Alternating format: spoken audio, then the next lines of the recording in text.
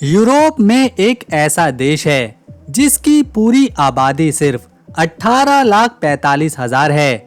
मतलब भारत के किसी एक बड़े शहर के मुकाबले भी इसकी आबादी बहुत कम है। और मजेदार बात यह है कि इस देश में 6,000 से भी ज्यादा भारतीय रहते हैं। इसमें लगभग 3,500 भारतीय छात्र हैं, जिसमें बड़ी संख्या मेडिकल और इंजीनियरिंग की पढ़ाई करने वालों की है। दोस्तों, इस देश का नाम है लातविया।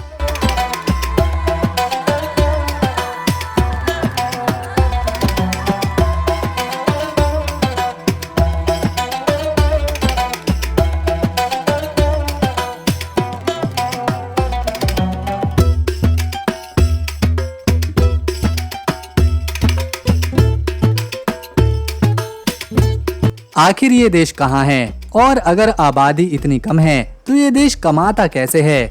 यहाँ के लोग खाते क्या हैं? इनकी संस्कृति कैसी है? और क्या इतना छोटा सा देश देखने लायक भी है? तो आज चलिए लातविया देश को बिल्कुल करीब से जानते और समझते हैं। सबसे पहले नक्शे पर लातविया को ढूंढते हैं। लातविया यूरोप के बाल्टिक रीजन में बसा हुआ देश है। इसके एक तरफ बाल्टिक सी है और इसके आसपास एस्टोनिया, लिथुआनिया, रूस और बेलारूस जैसे देश हैं। देश का कुल क्षेत्रफल 64,573 स्क्वायर किलोमीटर में फैला हुआ है। अब इसे भारत से समझिए।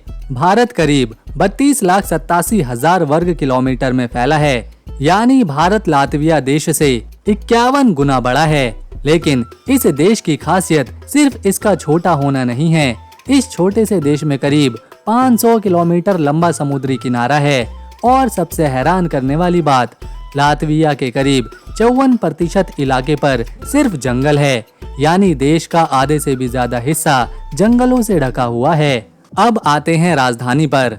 लातविया की राजधानी है रीगा और यही देश का सबसे बड़ा शहर भी है। रीगा कोई नया बना शहर नहीं है। इस शहर का इतिहास 800 साल से भी ज्यादा पुराना है और इसका ऐतिहासिक केंद्र यूनेस्को वर्ल्ड हेरिटेज साइट्स है।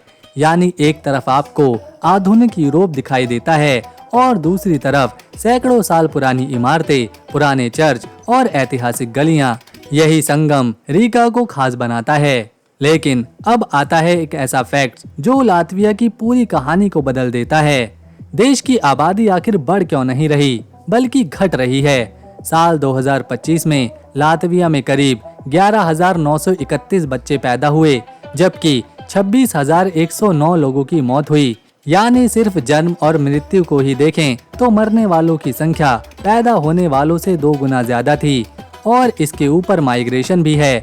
2025 में करीब 13,800 लोग लातविया आए, लेकिन करीब 15,100 लोग देश से बाहर चले गए। इसीलिए आज लातविया की आबादी करीब 18,45,000 ही है। अब जरा सोचिए, एक ऐसा देश जो क्षेत्रफल में छोटा है, जिसकी आबादी भी कम है और जहां हर साल पैदा होने वाले लोगों से कई ज्यादा लोगों की मौत हो रही है, फिर भी ये देश यूरोप की अर्थव्यवस्था में अपनी जगह बनाए हुए है। और यही सवाल हमें आगे लेकर जाता है, आखिर लातविया पैसे कमाता कैसे है? इसका जवाब हम आगे जानेंगे। लेकिन उससे पहले अगर आपको हमारी वीडियो और मेहनत पसंद आए तो इसे एक लाइक दें, शेयर करें और चैनल को सब्सक्राइब नहीं किया तो कर लें। लातविया की कहानी सिर्फ आंकड़ों की कहानी नहीं है। इस देश की अपनी एक बहुत पुरानी पहचान है।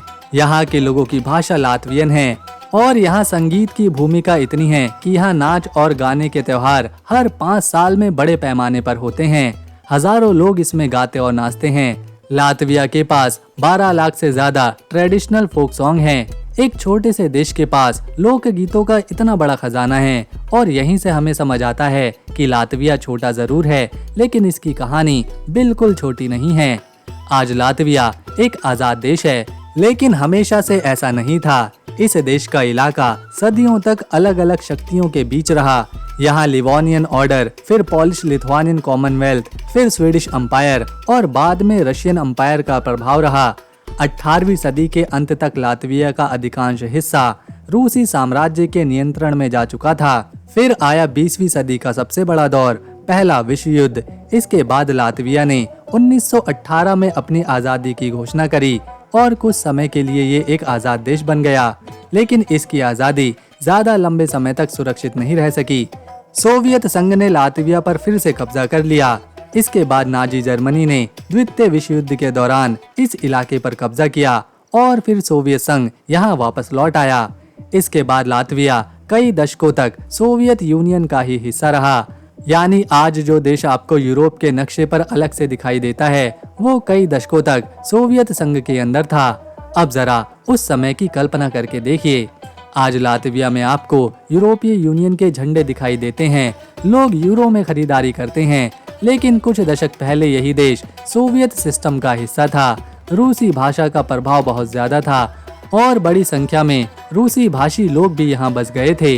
इसी वजह से आज भी लातविया में लातवियन और रशियन भाषा को लेकर एक दिलचस्प सामाजिक और राजनीतिक तस्वीर देखने को मिलती है। इसके बाद आया साल 1991, सोवियत संघ टूटने लगा और लातविया ने फिर से अपनी आजादी बहाल कर ली। इसके बाद देश ने तेजी से पश्चिमी यूरोप की तरफ कदम बढ़ाए। 2004 में लातविया यूरोपियन यूनियन और नाटो दोनों का सदस्य बन गया और 2014 में इसने यूरो को अपनी करेंसी के रूप में अपनाया। यानी कुछ ही दशक में देश ने सोवियत सिस्टम से निकलकर यूरोपीय यूनियन का हिस्सा बनने तक का एक अनोखा सफर पूरा किया। अब बात करते हैं यहाँ के लोगों की। लातविया की आबादी 18,45,000 है, लेकिन इसमें पुरुष और महिलाओं की संख्या बराबर नहीं है। यहाँ महिलाएं पुरुषों से काफी ज्यादा हैं। 2025 की शुरुआत में लगभग 10,02,000 महिलाएं और सिर्फ 8,43,000 पुरुष थे। यानी करीब 1,59,000 ज्यादा महिलाएं।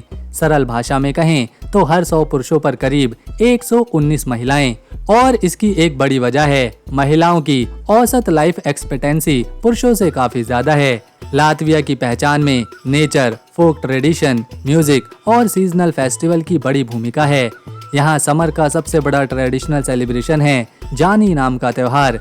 ये त्योहार आमतौर पर 23 और 24 जून को मनाया जाता है।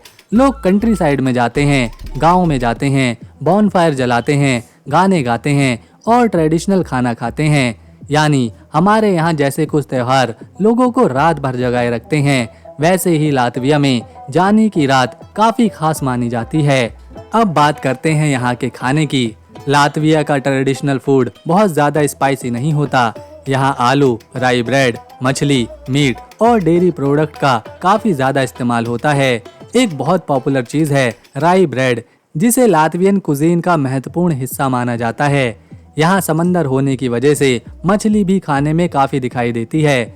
और एक ट्रेडिशनल डिश है जिसे ग्रे पीस विद बाकुन कहते हैं। नाम थोड़ा अजीब है, लेकिन ये लातविया के ट्रेडिशनल खानों में से एक है।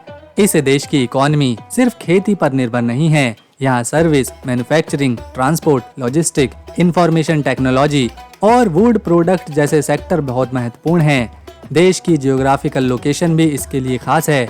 बाल्टिक सी के किनारे होने और रूस, बेलारूस और बाकी यूरोपियन मार्केट के बीच होने की वजह से ट्रांसपोर्ट और लॉजिस्टिक का महत्व बढ़ता है।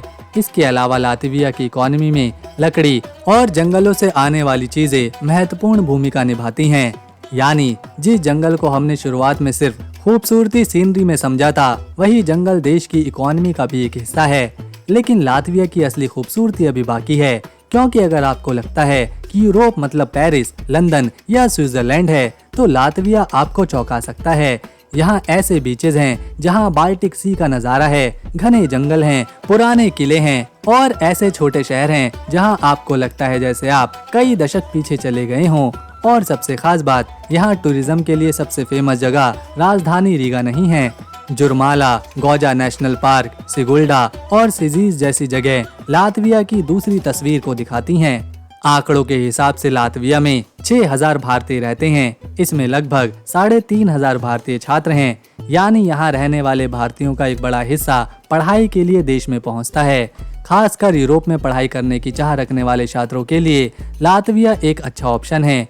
एक देश जिसकी पूरी आबादी 18,45,000 है, उसमें से 6,000 भारतीय हैं। संख्या बहुत बड़ी नहीं है, लेकिन यहाँ ये भी नहीं कहा जा सकता कि भारतीय यहाँ नहीं हैं। आपको रीगा जैसे बड़े शहरों में भारतीय छात्र, प्रोफेशनल्स और छोटे व्यापारी भी मिलेंगे। इसी के साथ साथ भारतीय मौजूदगी के होने की वजह से भारतीय रेस्टोरेंट्स और भारतीय खाना भी देखने को मिलेगा। तो दोस्तों, अगर आपको ये छोटा सा प्यारा देश पसंद आया लातविया, तो इसे एक लाइक दें, शेयर करें और चैनल को सब्सक्राइब करना ना भूलें। हम मिलेंगे नेक्स्ट वीडियो में एक और नए देश के साथ। तब तक के लिए नमस्कार, अपना ख्याल रखें।